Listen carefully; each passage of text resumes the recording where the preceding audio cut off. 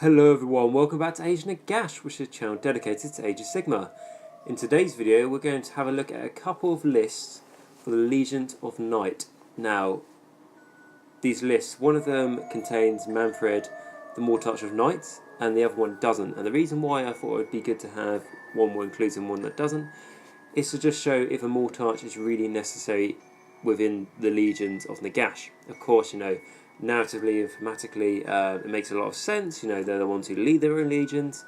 They're not too bad on the table either, and they're pretty good models. However, obviously, I'm sure you know by now, and I have talked about it in previous videos. If you take, let's say, the Legion of Night, for example, and you have Manfred von Carstein in it, or Manfred Mortarch of Night, I think is his official name now. He has to be the general, and then obviously, if he's the general, you don't get use of any of the command traits, and it's not too restrictive. I don't think that's the best word to use. However, it can be it can be quite restrictive, to be honest.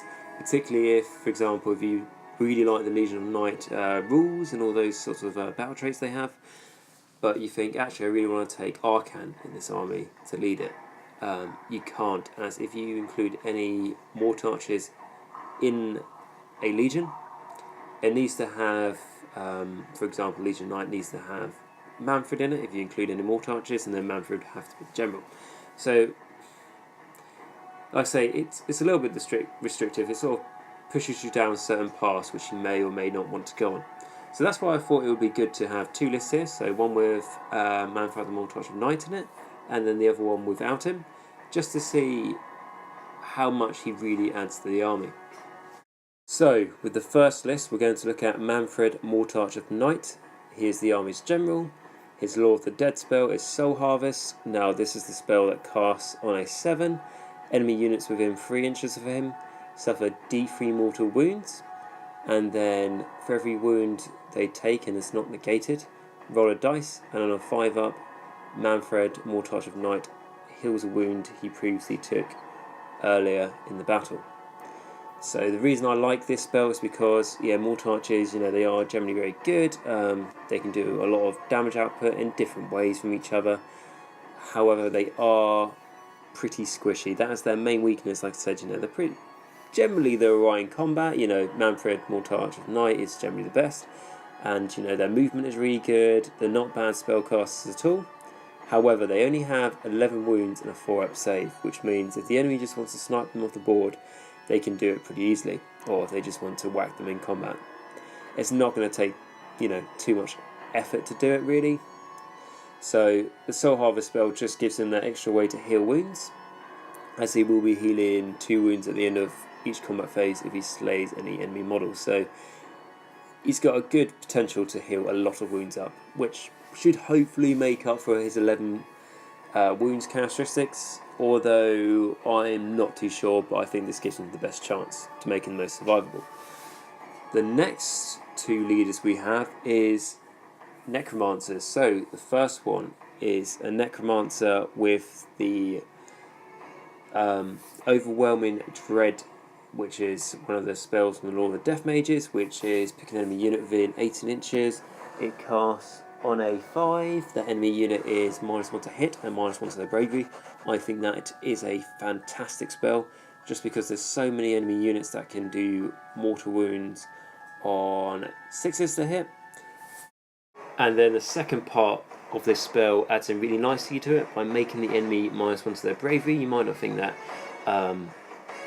is too much of a big deal. However, a lot of the enemy elite units are going to be making these mortal wounding on 6s, so a lot of the enemy elite units are going to be multi-wound. So if you minus their bravery again by -1, it just really makes them that much more easier to tip them over the fence when it comes to making sure they fail a battle shock test. And if they do fail that battle shock test, it's an elite unit with multi-wound models, which obviously the more they go over their, how they fail the battle test, the more they're going to be running away. And if we're taking Retributors for an example, they only have Bravery 7, so they put this spell on them. They've got Bravery 6 now. They also, they're doing 2 more wounds on 6s to hit. If they're not getting any bonuses to hit themselves, they're not doing that anymore. And, you know, if they run away in the Battleshock phase, that extra 1 will be running just from this spell. And the spell casts on a 5, which, you know, if I'm honest, I do think that is pretty cheap. I think that should probably be a higher casting value. I mean, I'm not really going to express those words too much because I play this army and I don't want it to get nerfed. However, that's a really good spell for a casting value 5, which means you don't have to rely too much on getting, you know, pluses to cast it, really. So, yeah, that's why I really like that spell. And then a nice thing as well is it's -1 to hit, but it doesn't say in the combat phase, it's just -1 to hit flat out. So shooting as well for things like Zangors and stuff like that. Well, I say Zangors, I mean Skyfires. So, yeah, I mean, it's generally a good all-round spell. I mean, like I say, if something does 6 to, you know, does more wounds than 6 to the hit, and you put this spell on them, now they can't do it anymore. Chances are those units like Skyfires and Retributors, they're getting pluses to hit anyway, so they'll still be able to do it. However, if they're getting, I don't know, let's say +1 to hit, now you're neutering that with your -1, so now they've just got their normal stats, which, you know, might not seem like a big deal, but it's going to help you out in so many ways. And then the next thing this Necromancer has is the Morpeg's Claw. Now, this is that artifact that means that this leader, so this Necromancer, can't move, attack, charge, and I think there's a list of a bunch of other things he can't do, basically any physical exercise. However, he can still cast spells, and Legion of the Night wizards within 12 inches of him get to +2 to their casting rolls. Now, I think this is a really nice artifact, and like I say, Manfred might be running up the board a little bit, so he might not be in range of this Morpeg's Claw too much. However, your Necromancer certainly will, and your Necromancer carrying the artifact will be obviously as well because he'll be in range of himself. So your 2 Necromancers who aren't getting any bonuses to cast normally, but now they're both getting +2 to cast, just helps them out just that little bit more, especially like I say when you've got that overwhelming dread spell that somehow only goes off on a 5, now it's going off on a 3 for him. And then the next Necromancer has his spell from the Death Mages being Spectral Grasp, which is pick a terrain feature within 18 inches, and then enemy units within 3 inches of that terrain feature have to half their movement characteristic, which I think is really good. It's my favourite anti-enemy movement spell, I suppose you would call them, in the Lord of Death Mages, because I think it's just such a nice passive ability. I mean, there are some other nice spells there. I mean, there's one of their spells which is, I think it's Prison of Grief, where you pick an enemy unit and then you put the spell on them, and every time the enemy goes to move them, on a 5-up they can't. That's really good. 1 in 3 times it's going to happen, and when it does happen, you know, it could really save your you know, life in that situation. However, it's not as passive as Spectral Grasp, and that's why I like Spectral Grasp. It's more reliable, so that's why I prefer that. And it only casts on a 6, so generally a really easy casting value, and if you make sure this Necromancer is in range of the other one, he'll be casting it on a 4. Okay, we now move on to our units in our list, so we're going to start with our unit of 40 Skeleton Warriors. By now you should know this does what it says on the tin. It's just there to sit on an objective, to be able to maybe auto take an objective from an enemy unit if they don't have you know, 20 or more models within range of it, as that is the case for quite a few of the battle plans. The other good thing about it is obviously, like I say, this is mainly used for just a bunker on an objective and just last as long as it can.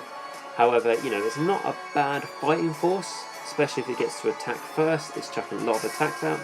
For example, if the enemy charges your unit of 40 Skeleton Warriors and they also charge Manfred, they're probably going to attack Manfred first to hopefully kill him. However, you know, if they do kill Manfred, you know, that is obviously very unfortunate.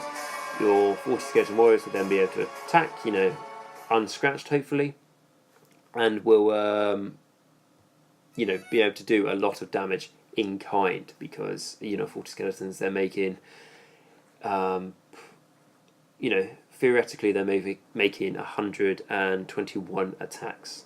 However, as you wouldn't be able to get them all in range, you're probably chucking out around 70 attacks maybe, which isn't too bad, particularly if one of your Necromancers put Manhell's Dance Macabre on them. They're piling attack them twice, so they can do a lot of damage, but like I say, they're mainly there just to bunker on those objectives. The next skeleton unit we have is just Skeleton Warriors again.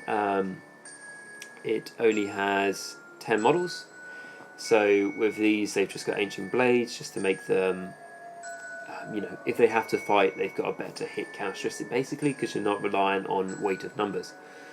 They're just there to sit on your back objective, to, if they can, just sit on a middle objective if it's unthreatened, and just, like I say, try and, if they get attacked, try and survive a turn maybe, but also mainly there just for battle line reasons. But a unit of 10 models isn't bad. That's exactly the same with the other units we have. It's just a unit of 10, like I say, maybe to set up in the Graveguard to, if the enemy leaves their backfield really, really empty and it's just completely aggressive, and you manage to bring 10 Skeleton Warriors on from the edge, it could be very useful. So that's our battle line essentially. The other good reason to have Death Rattle in Legion of the Night is because if they're wholly within your own territory, they will get +1 to their save, which Skeleton Warriors don't have the best save anyway. It's a 6, it's still a save though, so they get +1 to it. Now it's a 5, and then with their shields, if they're getting attacked by something that doesn't have rend, now it's a 4. So a unit that had a really bad save has just gone to a respectable save. I think it's best to say for that. And particularly, if they're in range of 6 inches of one of your heroes, you'll be getting a 6-up deathless save, so it can become, even the unit of 10 can become fairly survivable, maybe, if the enemy doesn't chuck, too much at them. If they don't chuck any more than a stiff breeze at them, they should maybe be okay. But the unit of 40, on the other hand, should be generally a really solid unit, especially if, with Manfred More Touch of Knight's command ability, obviously you're very tempted to use that because it's a good ability. It's friendly death units within, I believe it's 15 inches to start with, and it gets a smaller range when it takes damage, but I think it starts at 15 inches. Those friendly death units within that, and it's just units, not wholly within it, just units within it, so big area. You get to reroll 1s to hit and 1s to wound, which is really, really good, especially if Manfred is benefiting from it himself, as he always will. However, like I said, that is a very good command ability, and it's a very tempting one to use. However, just putting Inspiring Presence on the unit of 40 Skeleton Warriors, so they're just holding a really vital objective, it's not a bad call at all. And if you do put it on them, they've got a, if the enemy's not attacking them with rend, okay, let's say they are attacking them with rend, so you've got a 5-up save. If they're not attacking them with rend, you've got a 4-up save. Following that, you've got a 6-up death save, and then after all that, they're not taking battle shock. So even if 20 die in a turn, they don't take battle shock, so the unit isn't going anywhere. And then let's say it's priority next turn, you're lucky to get the turn, or it's going to be your turn anyway. Now you can bring back so many from the grave sites and the invocation of death, I believe the hero ability is called, to allow you to bring back basically all Skeleton Warriors. Yeah, that's the idea there, just to make it a really solid unit, just to hold that objective you really need. Okay, we then move on to a bit more interesting things. So we've got the Vargheist. Now, we've got a unit of 6 Vargheist here, and then a unit of 3 Vargheist. The reason I like the Vargheist is just because they haven't got a bad amount of attacks. Their hit to win characteristics aren't bad, particularly if you're in a situation where you can use Manfred's own command ability to get the rerolls of 1s to hit and 1s to wound. I know I just said Inspiring Presence might be better, but if you're in a situation where you feel like you can use his rerolls of 1s, it can work really nicely with Vargheist. Particularly how I think they're freeze to hit, freeze to wound, -1 rend, 2 damage. I think that's what their stats are. So yeah, that's a lot of attacks, especially if you manage to charge them into a horde unit and they get to attack first. For every attack they make that kills one of the models in the enemy unit, they get to make another attack on a 6-up. So that'll be every time they kill one of the enemy models, roll dice on a 6-up, they get to make an extra attack.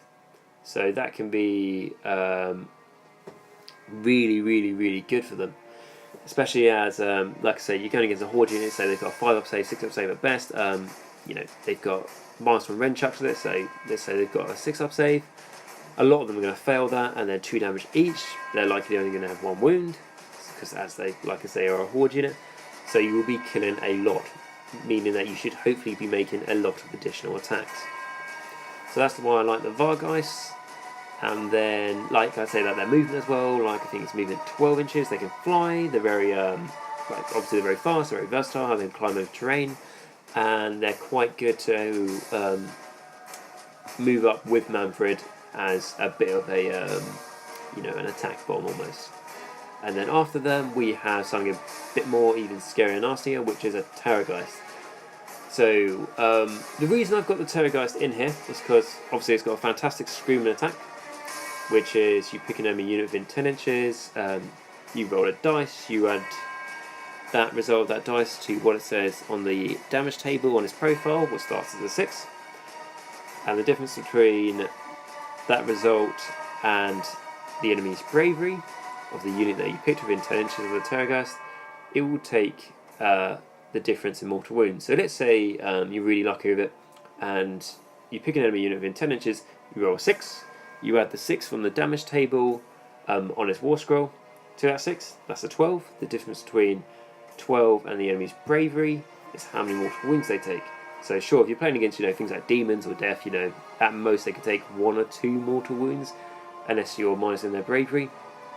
However, if you go against lower bravery things like obviously first ones comes to mind is things like orcs and goblins, ogres, Skaven, things like that.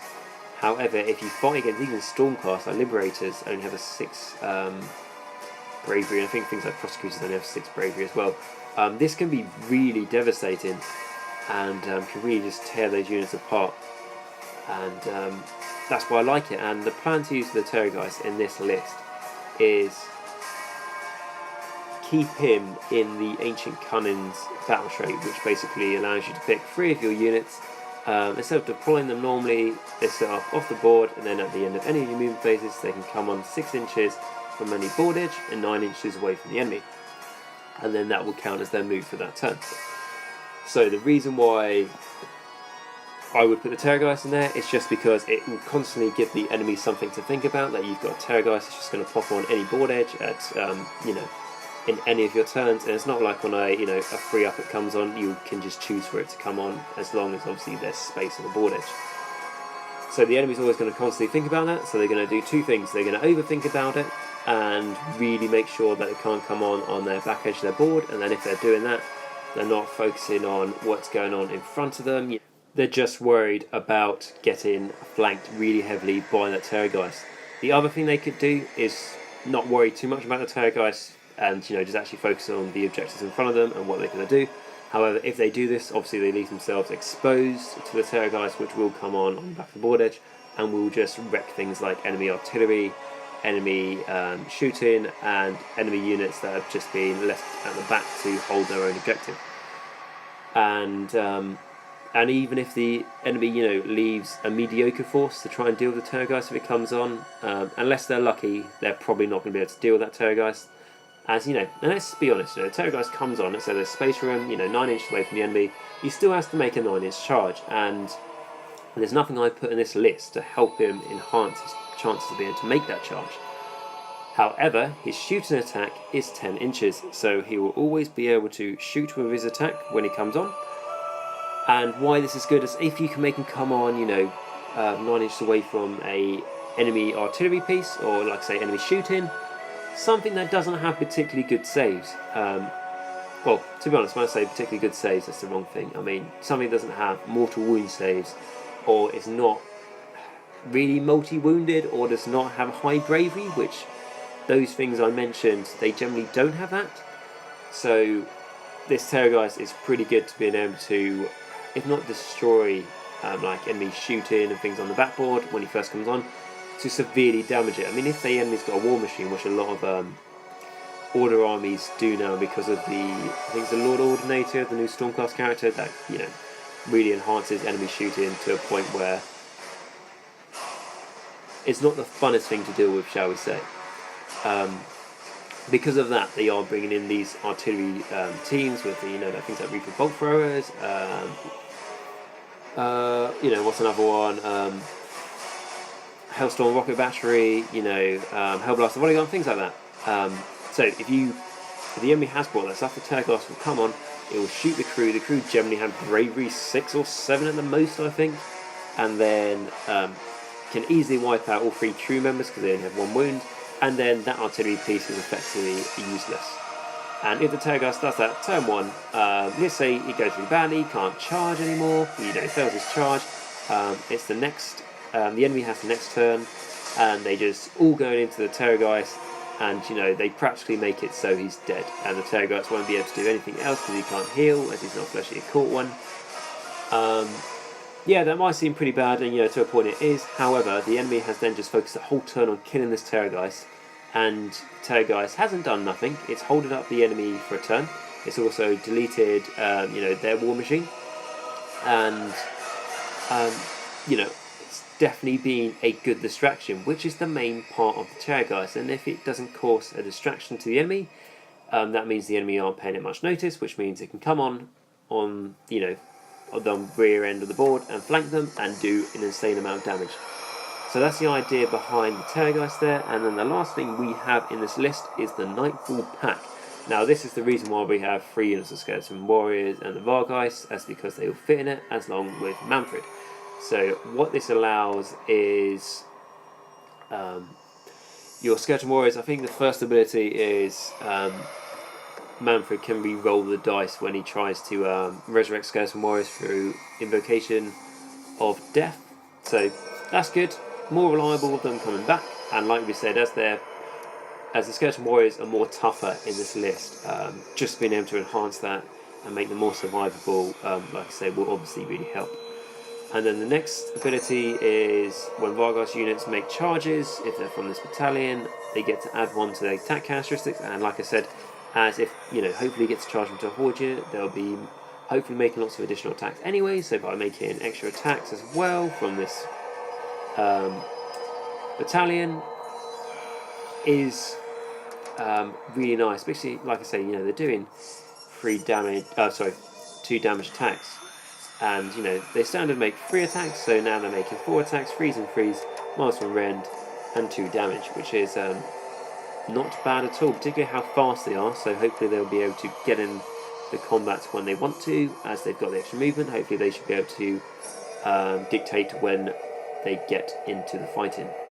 That is Manfred's list. The main good points of it are, because I've got that battalion in there, I've only got a 4-drop army, which, you know, is not bad. I know there's obviously a lot of armies out there with 1 or 2 drops, but realistically with Death, if you want to try and get a 1 or 2 drop army, you know, it is possible. However, you are going to be probably not doing yourself many favours by trying to really restrict yourself to give you that really low drop army. But with 4 drops, you know, it's a respectable amount. You're still going to be able to deploy first in a lot of your games, even at tournaments. And then the other, I suppose, what you'd say about this list is, even though it only has 3 leaders, it's fairly potent in magic because of the pluses to cast, and Manfred, more such a knight, is not a bad caster himself anyway. And then your battle line units are fairly durable. The only reason I say they're fairly durable is obviously because the unit 40 is very durable. However, the 2 units of 10 skeletons, I mean, if the enemy just wants to wipe them off the board, they can do that very easily. However, if they are trying to desperately wipe them off the board, you know, they're obviously putting their attacks in the wrong place. And then the Vargeist are really your, you know, monstrous infantry units here to do a lot of damage to the enemy if, you know, Manfred was to die very early on. And then the Terrorgeist, like I say, it's just there as a distraction and a heavy flanking source. So the bad parts of this list is if the enemy just wants to get rid of Manfred more touch of night and they've got a lot of shooting and they get to go first and they manage to get in range of him, you know, on turn 1 because they've got Skyfires, it's something very fast and movable, even if you put Manfred at the back of the board. If they want to get rid of him, they can, because he's only got 11 wounds and a 4-up save. And if you're, you know, haven't had a chance to go yet, obviously you wouldn't have been able to Mystic Shield on him or anything like that, so he's only got 11 wounds with his 6-up death save and his Armour of Templehof, which will allow him to absorb the first wound and mortal wound done to him. So, yeah, I mean, compared to a lot of things, you know, he's not that bad at surviving, especially if his spell has been given Soul Harvest. And his Feast on Souls, I think the Dread Abyssal's ability is. However, he's only got 11 wounds, so if the enemy wants to get him, they can. But I thought it would be important to do a list with Manfred in it, as you know, is his own legion, and thematically it makes a lot of sense. And I'm not saying this list is super competitive, but if you take it to your local gaming store and stuff like that, I think it could do quite well. And obviously with things like Legion of Night, you can set up units off the board and all that sort of thing instead of deploying them, like I said with the Terrorgeist. You could do it with things like Skeleton Warriors, you could put it, you know, for Ancient Cunning, or you could put it for Gravesites. However, I have tried this out and my opponent did just kill all my leaders very quickly and then I couldn't bring anything on, and it was game over within like 3 or 4 turns or something like that. So it's a very risky idea and something I won't be doing again. However, it's important to know the boundaries. So that is Manfred, the Mortal Arch of Night list. Now we have our non-Mannfred list, which I'm excited to use. Haven't tried it out yet. I just quickly build it on the War Scroll builder on the community page. However, after building it, I think it could be quite good. So, to start with, we've got the Vampire Lord on Zombie Dragon, of course, as most Steph armies are these days. So, he's our general. We're giving him Swiss form, what might not sound like the best command trait out there. It might not be, but I want to give it a go. Essentially, what it allows you to do is add 2 inches to your move characteristic for the general, and then every time it goes to run, it gets to add 2 to that as well. So like I said, it might not sound like the most exciting, however I've expressed how much of a big fan I am of movability and high movability in Age of Sigmar. So just by making the Vampire Lord Zombie Dragon now move 16 inches instead of 14, and then if he has to run, which to be honest he won't be running a lot of the time because if he runs he can't shoot, but if he needs to run to quickly, you know, last turn get to an objective to quickly claim it, he's getting a lot of movement. So, like I say, now he's moving 16 inches, and if he has to run, it's so standard 16 inches, and then he can move up to an extra run of 8 inches, so he could potentially move 24 inches, which to me really excites me. And then obviously we're giving him the Death Lance because I by far think it's the best weapon option you can give him, rather than the sword, because on average I just prefer the constant 2 damage, and then on the charges, which with his extra movement he should be able to, you know, dictate when he charges. He will get the bonus from the lance when he charges, which is instead of doing 2 damage, now it's 3 damage. The artifact we're going to give him is the Shard of Night to make enemy units that try and shoot him in the shooting phase -1 to hit. Just because a lot of time if you're playing against a heavy shooting army and you have something big and nasty like a Vampire and Zombie Dragon on your side of the board, the enemy's just going to go, okay, that's going to die first, and if they want to put all their shooting into it, they can pretty much make sure it dies first. However, with this, what you've got is a -1 to hit it in shooting. The Vampire Lord and Zombie Dragon's got a 3-up save, so already he's not looking too bad. And then for his Lord of the Vampires, we've got the Amifying Orb, which I'm sure you guys know what this does by now. It essentially casts on a 7, it allows you to pick a point 12 inches away from the caster, from his base of course, and then that 12-inch line you've drawn is effectively 1mm wide, so as small as you can get it. But every unit, friend or foe, underneath that line will take D6 mortal wounds on a 4-up. So you roll for each one of those units, and on a 4-up it will take D6 mortal wounds. So obviously you want to make sure there's no friendly units in by, and you want to make sure that you can bunch up the enemy units to try and make as many of them try and take D6 mortal wounds as you know, as easy as you can. And the reason I gave this to the Vampire non-zombie dragon, I was tempted to give him the spell that increases movement again, just to make him incredibly fast. However, as I plan to, halfway through the game, he is going to be grinding through the enemy. So there could be a lot of enemy units within 12 inches of him for him to use this spell quite effectively. So that's why I like the Vampire Lord Zombie Dragon. I think for 440 points, he's one of the best monsters out there. That's worth his points. As he's got a once per game D6 healing. He heals through the hunger as well if he kills an enemy model, and it's just a pretty versatile unit that is now very fast. The Zombie Dragon's attacks got a lot better, especially if it's shooting attack with -3 rend. That's just nasty, and his being a general is not bad at all because his command ability is very nice. Pick one of your death units within, I think it's 12 inches of him, and then they get to reroll all failed hit rolls until your next hero phase. So obviously you put it on one of the other units, but you put it on him, just turns him into a real nasty bastard. However, if you need to use Inspiring Presence on one of your units, always do that, as I've talked so much about how that is important. Okay, so next up we have our 2 Tomb Banshees. Now, the reason we've got these in the list is because, as this is the Legion of Night list, we can put them and set them up in Ancient Cunning, so instead of deploying them on the board, it's the same as what I said to do with the Terrorgeist, so deploy them on the board at the end of any of your movement phases. They can come on the board on any board edge 9 inches away from the enemy and within 6 inches of a board edge. So the reason I take 2 of these is just to put them pretty much automatically in Ancient Cunning, and then just bring them on, same idea as the Terrorgeist, just to be able to do shooting at the enemy's back line and try and take down their powerful shooting they've got on the backfield, be it artillery or units. And with their screaming attacks, it is very swingy. It's similar to the Terrorgeist, as it depends on the enemy unit's bravery.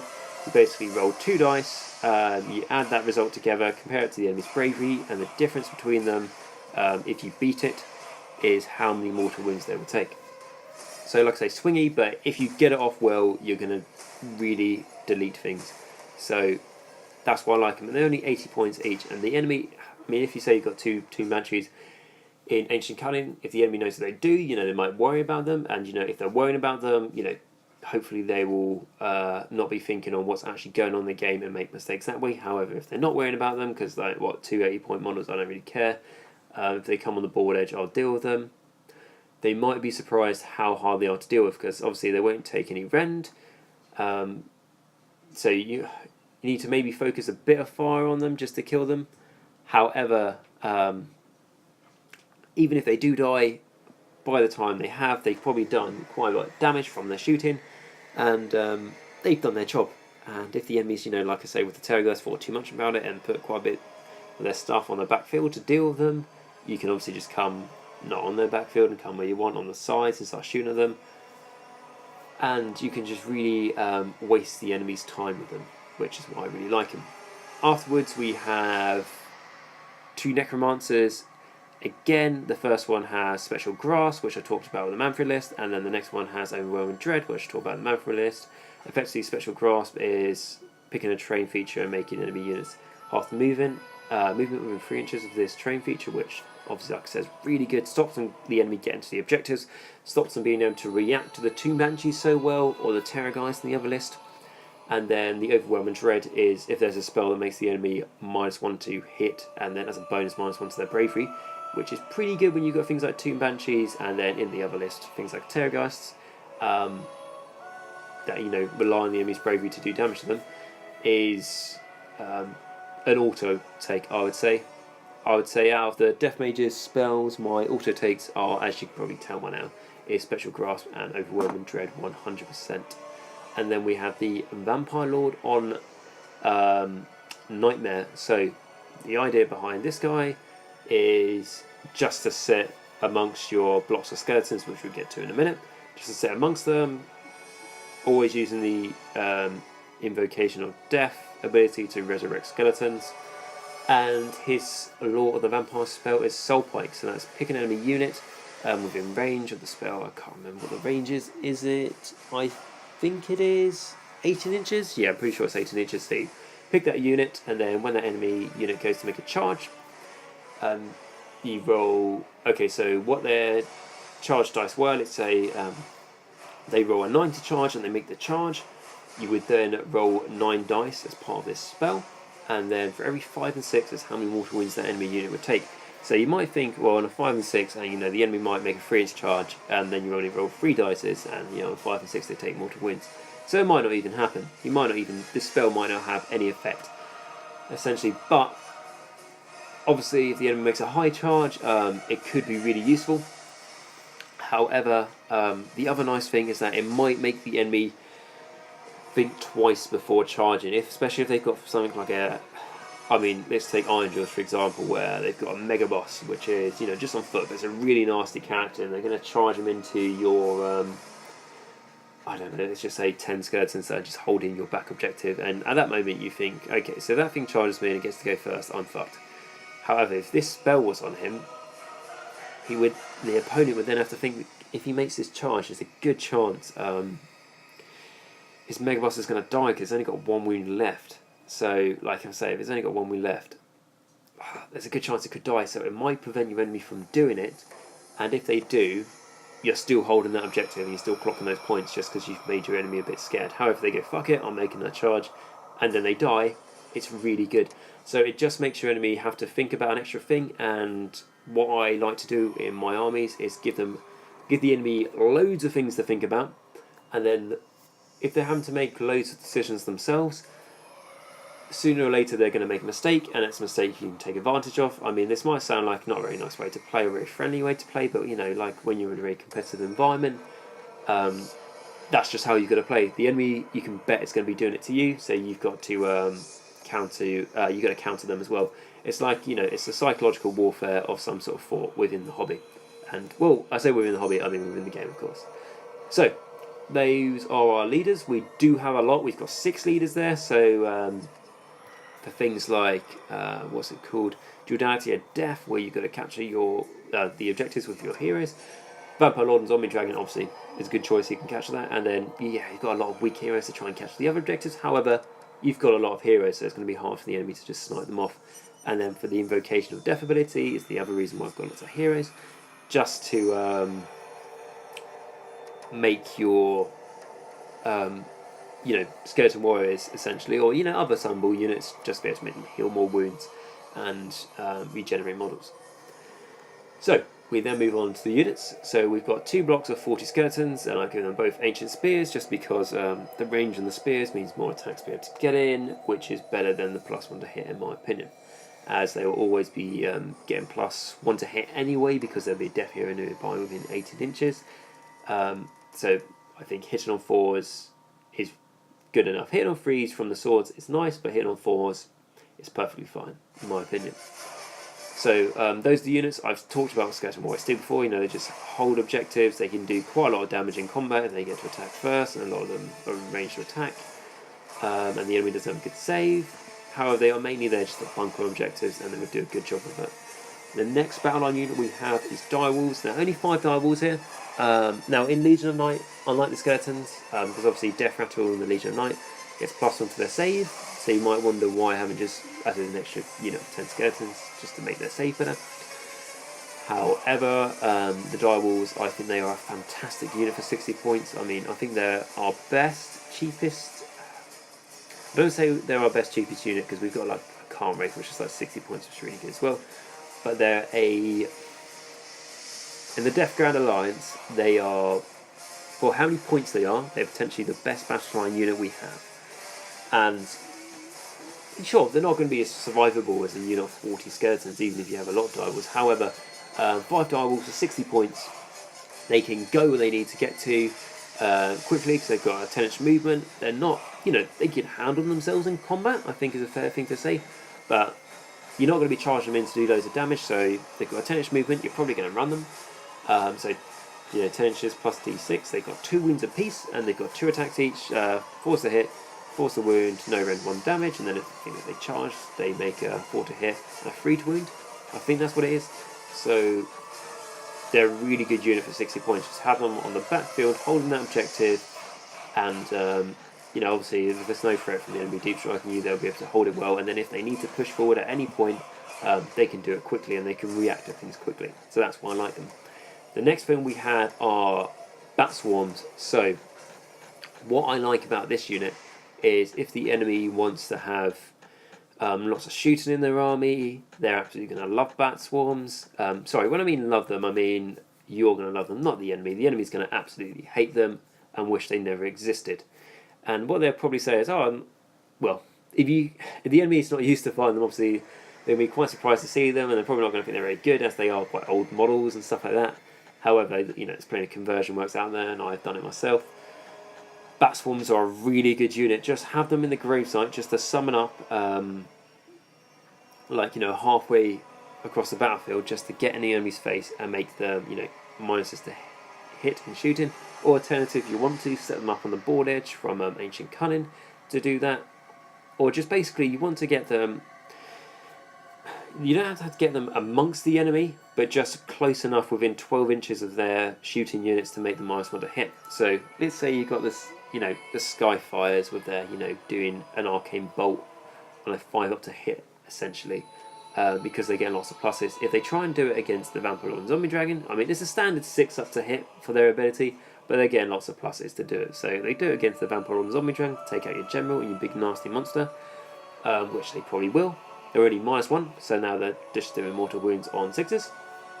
And then if they're in range of the bat swarms, they're another -1, so now they won't be doing their mortal wounds at all. Unless they've got, +3 to hit. But at that stage, they've got +3 to hit. They're only doing the mortal wounds on 6s, so not too much to worry about. Is it +3 to hit they're doing the mortal wounds on 6s in that case? Or I think it'd be +2 to hit. But anyway,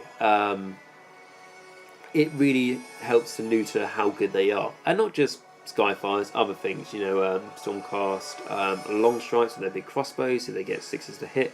They do 2 mortal wounds to the enemy. So just putting these things in range can really neuter them. And particularly the enemy will be relying on those things to be able to snipe out characters. So it's a very good use of 80 points, I feel.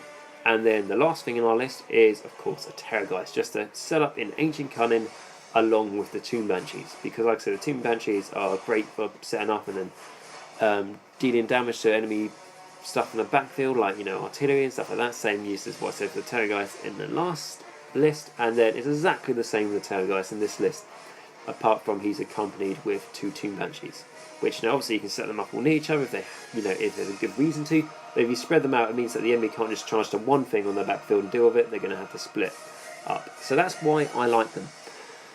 So things I say about with this list is with things like the Skeleton Warriors. I mean, if you set them up near an objective, or they move near an objective to try and capture it. With a block of 40 skeletons, they will auto take it. In a lot of cases, it's not a bad idea to set the dire walls up in the grave, and then if you've got the grave site on an objective, and your Skeleton Warriors are within 6 inches behind the objective, so they can take it from behind. And then you've got Hero, the Vampire Lord, to be within 9 inches on that grave site of the objective they're holding. Set up the dire walls from that grave site right in front of the skeletons. And then it's just a way to bubble wrap the skeletons. I mean, to be honest, that's a long way to explain it. But basically, you use the dire walls to bubble wrap your skeletons. And then if the enemy charges the dire walls, kills them, easy enough. And then after that, your Skeleton Warriors will then be arranged to pile into the enemy and deal all their damage, hopefully unscratched. So it makes your Skeleton Warriors even more survivable and be able to attack first and do lots of damage. So there's lots of ways to use the dire walls, and using them as a bubble wrap for your Skeleton Warrior units is not a bad idea. So yeah, that's the list. Now, the important thing to mention in this list is that you will more than likely never be choosing who's going first, because you've got 1, 2, 3, 4, 5, 6, 7, 8, 9, 10, 11 drops, I believe, in this list. So, get used to not being able to choose who goes first. However, that's not always a bad thing. I mean, generally, it's definitely a worse thing than a good thing. However, if you can get used to just not being able to choose who goes first, and just accept the enemy will always be able to choose that, it's making the enemy have to make another decision. And like I said, the more decisions they make, the more chance they're going to make a mistake. And I'm not saying they're going to make a mistake automatically and they're going to let you go first and then you're going to do loads of good things and all that sort of thing. They're going to pick you to go second, which is really useful to you. However, they might. There's a slight chance, and then they've already made a mistake from the first decision, or they have to make a decision off the bat straight away, and it could be for good, it could be for bad. So that's why I like it. Also, like I say, if you get used to being chosen, to always go last, to always take the second turn, or you get chosen to always take the first turn, so it's hard for you to get a double turn. Just get used to it. Play lots of games with your list that has lots of drops. Like I say, get used to it, and especially on things like battle plans where there's Star Strike. So it's the one where the objectives come on like from the second battle plan, second battle round onwards. So start of the game, you don't know where the objective is going to be, so you don't really want to go first. However, the enemy makes you go first. Just learn to deal with it and learn what's the best thing to do in my army. If it's just to sit back and wait for your opponent to move to react to him and for the objectives to come crashing down from the sky, I mean, yeah, sure, you might have lost a turn. However, at least you've been able to put your Mystic Shields on things. Like I say, chuck a Mystic Shield on the Vampire and Zombie Dragon if you want to. Now he's got a 2-up save with -1 to hit him from shooting. And just prepare yourself for the incoming storm, which the enemy could do. And to be honest, like I say, if you've got 11 drops, you won't be going first. And you think, if I made like a 4-drop army, I'll be going first. Something like that. A lot of time, you take this to a tournament. I mean, like I had a 4-drop army for my Flesh-Eater Courts, and you play against a Murder Host, which was 2-drop army. I did my best in my Flesh-Eater Court army to make it as few drops as I could. And I take it to a tournament, and someone's got a 1-drop army or 2-drop army. There's nothing I can do. So there's a lot of times where if you haven't got anywhere up to a 4-drop army, it doesn't really matter how many drops you got. I mean, alternatively, I fought a Sinesh guy at a tournament and he had a 16-drop army. So, even if you brought 11-drop army to that, you'll be going first. So it really is swings and roundabouts. However, like I said, if you can get used to not being able to choose who goes first, it's not too much of a big deal. And especially when I mean used to, I mean get used to how your army reacts and what you need to do if you don't have that choice. And then this comes in at 1960 points. So you should hopefully be able to get a triumph here because you're 40 points under. And then if you do get a triumph, yeah, sure, you've lost out on 40 points of what you could have taken one thing out and replaced it with something else to maybe make the list a little bit better. However, you'll be able to get your triumph. So that could be a once per game reroll of either hit to wound or save. Now this could be really useful for the Vampire and Zombie Dragon. Let's say he's got a lot of pressure on him, he's going to have to make a lot of save rolls. I don't know, the enemy's got like a coming rock and they've done an incredible amount of shooting at him. Even if all those minuses to hit, they managed to do that. You've got, I don't know, let's say 30 save rolls to make, and you've got a reroll failed to save roll. You can just go, I'm going to use this now, I don't want to take the risk, I'm going to use it now. Just to make your Zombie Dragon survive, to use that D6 healing in the next turn. Alternatively, if you get your Vampire Zombie Dragon on the charge into combat, it can do the insane amount of damage if you've got like rerolls to hit or rerolls to wound anyway. If you've got one or the other, and you're just going to only use it now, just do as much damage as I can, you should hopefully be able to just rip things apart with that model. Obviously, alternatively, you can use it on the Terrorgeist if, I don't know, he sets up 9 inches away from the enemy, he does his scream, he gets like a 10 or 9 or a 12 to charge, really lucky. He gets into there, and then, I don't know, let's say he's charged a unit of 20 models holding the back objective, and you think, right, the only way to get this objective is for me to kill all those models. That's a pretty tough job, even for the Terrorgeist. But let's say you've got rerolls to hit, which is probably the best one for the Terrorgeist. He's got the claws, which 4 attacks, D3 damage each. If he hasn't taken any damage yet, which could do a maximum of 12 damage if you're lucky. But the real big thing is when it comes to its maul, which is 3 attacks, 4 to hit, 3 to wound, -2 rend, D6 damage. However, if you use the rerolls to hit, it's really good because if he gets a hit roll of a 6, it's just 6 more wounds flat out instead of normal damage. And to be honest, it's not even mortal wounds, it's just 6 damage, which the enemy cannot make a save roll against. So in case they've got a, I don't know, if they're Chaos Warriors and they've got, 5-up save on their, shield from their, rune shields against mortal wounds, that does not qualify for this ability. So that's an important thing to note there. So your Terrorgeist, if you reroll and failed hit rolls, you might get a 6 to hit. There's fairly a reasonable chance of that happening. So you're doing 6 more wounds. And then if you think, I've done, I don't know, if there's 8 there, 8 models the enemy has left on that objective at the end, and going, I've only got 1, so there's no chance. In Battle Shock, they will, unless they've got Inspiring Presence, they will be running away pretty much all the time. So could be really useful. It's just an extra thing you've got in the toolbox of Triumph. And what I do is, with the Triumph, I used to be like, I'm not going to use it now because it's going to be a perfect chance to use it, and I'll regret wasting it earlier. 9 out of 10 times, there's never a perfect chance to use it, so just use it when you think it could be useful, because otherwise, if you keep on waiting, you'll forget. And then if you've forgotten, you might think, oh, well, I lost the game anyway, it doesn't really matter. However, you put yourself 40 points down before the game started to get that triumph, so you're the one really missing out.